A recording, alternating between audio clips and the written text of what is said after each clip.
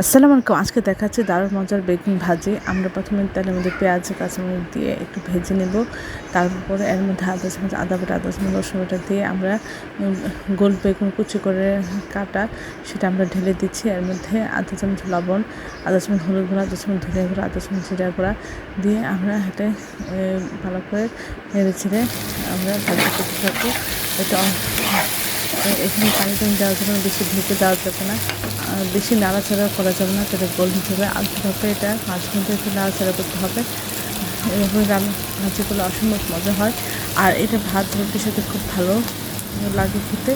আশা করি এইভাবে আপনারা ভাজি করবেন এবং ভাত রুটির সাথে রেসিপিটা খাবেন। এই ধরনের সুন্দর সুন্দর ভিডিও পাওয়ার জন্য আমার চ্যানেলটি লাইক এবং শেয়ার এবং সাবস্ক্রাইব করবেন। প্রিয়জনকে বেশি বেশি করে শেয়ার করবেন। আর আমার আমার চ্যানেলতে সব রকম রান্নার রেসিপি রয়েছে, আশা করি আপনার ওগুলি দেখবেন এবং প্রিয়জনকে শেয়ার করবেন। অসম্ভব মজার এই ভাজিটা, আশা করি আপনার বাসায় একবার হলেও ট্রাই করবেন। অসম্ভব মজার, দেখতেও সুন্দর, খেতে অসাধারণ এবং সব কিছুর সাথে এটা খুব ভালো। আজকে দেখাচ্ছি বেগুন, আলু এবং মিষ্টি কুমড়ার ঘন্ট। আমরা এখানে মিষ্টি কুমড়া নিয়েছি, বেগুন নিয়েছি, আলু নিয়েছি, নিয়ে এর মধ্যে আধা চামচ ধনিয়া গুঁড়ো, আধা চামচ জিরা গুঁড়ো, আধা চামচ হলুদ, আধা চামচ লবণ দিয়ে, আর আমরা এর মধ্যে 3-4 চামচ ছেঁচা রসুন দিয়েছি। দিয়ে আমরা পানি দিয়ে এটা ঢেকে সিদ্ধ করব। কিছুটা সিদ্ধ হলে আমরা ঢাকনা সরিয়ে এভাবে জাল করে দিব, বারবার নাড়াচাড়া করব। আর এর মধ্যে সব কিছু ঠিক সিদ্ধ হয়ে নরম হয়ে সব কিছু ঠিক হচ্ছে কিনা আমরা এটা চেক করব। যখন মোটামুটি সব সিদ্ধ হয়ে যাবে এবং পানিটা কমে যাবে, তখন আমরা এইভাবে ঘুটে দেবো। দিয়ে আমরা একটা পাত্রে পেঁয়াজ দিয়ে পেঁয়াজটা একটু ভেজে নিয়ে এর মধ্যে 3-4 চামচ রসুন ছেঁচে দেবো। আর এর মধ্যে দিয়ে দিচ্ছি বড়ি ভাঙা। আপনারা যদি সেটা পছন্দ না করেন দিবেন না, আমরা শুধু পেঁয়াজ আর রসুন এটা দিয়ে আমরা দিয়ে দেবেন। এটা অসম্ভব মজা হয়, ভাত রুটির সাথে খুবই মজা। সবাই আমার চ্যানেলটি লাইক এবং শেয়ার দেবেন, সাবস্ক্রাইব করবেন এবং প্রিয়জনকে বেশি বেশি করে শেয়ার। আজকে দেখাচ্ছি চমৎকার একটা রেসিপি।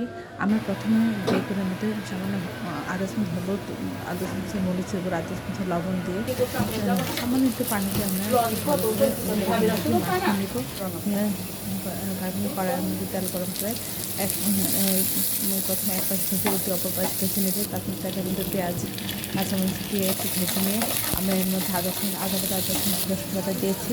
দিয়ে একটু ভেজে নিয়ে একটু পানি দিয়ে এর মধ্যে আদা চামচ লবণ, আদা চামচ হলুদ, ধনে গেলে আদা চামচ জিরা গুঁড়ো, আদা চামচ মরিচের গুঁড়া দিয়ে মশলা খুব ভালো করে আমরা অনেকক্ষণ ধরে কষানোর পরে আমরা এর মধ্যে দিয়ে দিচ্ছি টমেটোগুলো একটু ছোটো ছোটো করে কেটে দিচ্ছি এবং ঢেকে এটি সিদ্ধ করে নেব। টমেটোটা সিদ্ধ হওয়ার পরে আমরা ভেজে রাখা বেগুনগুলো এর মধ্যে দিয়ে দিচ্ছি, বেগুন আর আলু দিয়ে আমরা একটু কষিয়ে নিচ্ছি। নিয়ে এর মধ্যে ঝোল দিয়ে তারপরে দুটো শুকিয়ে দিলে নামিয়ে পরিবেশন করে দিচ্ছি। অসম্ভব মজা। আশা করি আপনার এই রেসিপিটা একবার হলে ট্রাই করবেন। সবাই আমি চ্যানেলটি লাইক এবং শেয়ার সাবস্ক্রাইব করবেন। আসসালামু আলাইকুম। আজকে দেখাচ্ছি মাছ দিয়ে বড়ি দিয়ে বেগুন রান্না। আমরা প্রথমে কয়েক টুকরা মাছ মাথা মিলিয়ে আমরা সামান্য লবণ, হলুদ এবং মরিচ দিয়ে মাখিয়ে নিয়ে ভেজে নিয়েছি। তারপরে এখানে দিয়েছি 20-25টা কুমড়োর বড়ি, সেটা আমরা তেলে একটু ভেজে নিচ্ছি। নিয়ে আমরা কড়াইতে তেল দিয়ে পেঁয়াজ, কাঁচামরিচ দিয়েছি একটু ভেজে। এর মধ্যে দিয়েছি আদা চামচ আদা বাটা, আদা চামচ রসুন বাটা, একটু পানি দিয়ে এর মধ্যে আধা চামচ হলুদ গুঁড়ো, আধা চামচ ধনিয়া গুঁড়ো, আধা চামচ জিরা গুঁড়া দিয়ে মশলাটা খুব ভালো করে কষিয়ে নিয়ে আমরা এর মধ্যে আলু দিয়েছি। আলুটা কিছু খুব ভালো করে কষিয়ে সিদ্ধ করে এর মধ্যে দিয়েছি বেগুনটা একটু কষিয়ে নিয়ে আমরা ঝোল দিয়েছি। ঝোলের মধ্যে মাছ এবং কুমড়ো বড়িটা দিয়েছি। এই রান্নাটা অসম্ভব মজা হয়, বিশেষ করে যারা কুমড়ো বড়ি খেতে পছন্দ করেন তাদের জন্য এটা খুব পারফেক্ট রেসিপি। আশা করি আপনার বাসায় একবার হলেও ট্রাই করবেন। আর যারা বড়ি না খেতে চান তারা বড়ি ছাড়াও এভাবে রান্না করে দেখবেন, ওভাবে মজা হয়। সবাই আমি চ্যানেলটি লাইক এবং শেয়ার দেবেন, সাবস্ক্রাইব করবেন এবং প্রিয়জনকে বেশি বেশি করে শেয়ার দেবেন। আসসালামু আলাইকুম। আজকে দেখাচ্ছি বেগুন কুচি করে ভাজি। আমরা প্রথমে তেলের মধ্যে পেঁয়াজ, কাঁচামরিচ দিয়ে কিছুটা ভেজে নিয়ে আদা বাটা, আদা চামচ রসুন বাটা দিয়ে আমি একটু ভেজে নিব। তারপরে এর মধ্যে আধা চামচ লবণ, আধা চামচ হলুদ গুঁড়ো, আধা চামচ ধনিয়া গুঁড়ো, আধা চামচ জিরা গুঁড়া দিয়ে আমরা এটা নেড়ে ছেড়ে নিব। আমরা এটা ঢেকে ভাজি করবো না, তাহলে গলে যাবে। আমরা এইভাবে বারবার নাড়াচাড়া করতে থাকবো এবং প্রয়োজন হলে আমরা তেল দেব। আর এটা নিচে যেন লেগে না যায় আমরা এটা খেয়াল করব। বারবার নাড়াচাড়া করতে করতে এটা সিদ্ধ হয়ে যাবে। পানি ভাপে থাকলে শুকিয়ে যাবে এবং পুরোপুরি সিদ্ধ হয়ে যাবে। নরম নরম হয়ে গেলে, একটু গলা গলা হয়ে গেলে আমরা এটি ভাজা ভাজা করে নিয়ে আমরা এটা নামিয়ে পরিবেশন করব। এই ভাজিটা ভাত দিয়ে, রুটি দিয়ে খেতে খুব ভালো লাগে। আশা করি আপনারা এটা বাসায় ট্রাই করবেন। সবাই আমার চ্যানেলটি লাইক এবং শেয়ার দেবেন, সাবস্ক্রাইব করবেন, তাহলে এই ধরনের সুন্দর সুন্দর ভিডিওগুলো আপনি দ্রুত পেয়ে যাবেন এবং প্রিয়জনকে বেশি বেশি করে শেয়ার দেবেন। আমার চ্যানেলে অনেক সুন্দর সুন্দর ভিডিও আছে।